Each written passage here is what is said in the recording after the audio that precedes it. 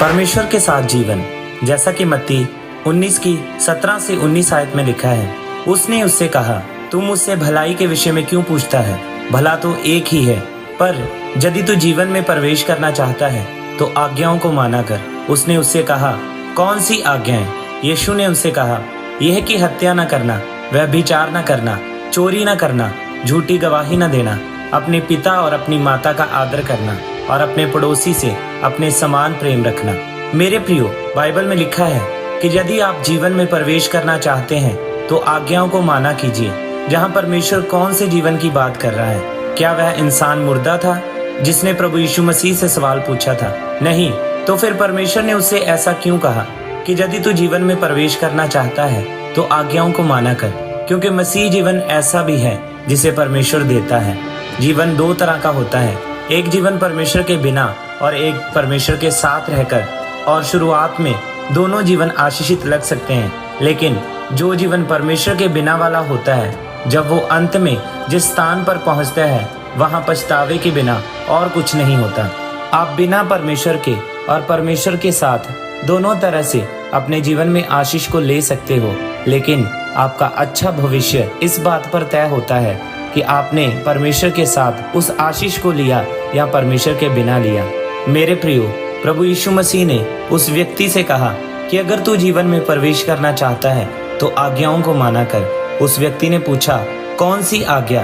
तो प्रभु ने उससे कहा, व्यभिचार न करना। इसका मतलब है, अगर कोई व्यभिचार करे तो वो शारीरिक रूप से मरता तो नहीं है, लेकिन उसने कहा कि अगर तू मेरे वाला जीवन चाहता है, अगर तू वो धन चाहता है जिसके साथ यहोवा दुख नहीं मिलाता, अगर तू उस आशीष को लेना चाहता है जो भविष्य में टूटती नहीं, गिरती नहीं, तो आज्ञाओं को माना कर।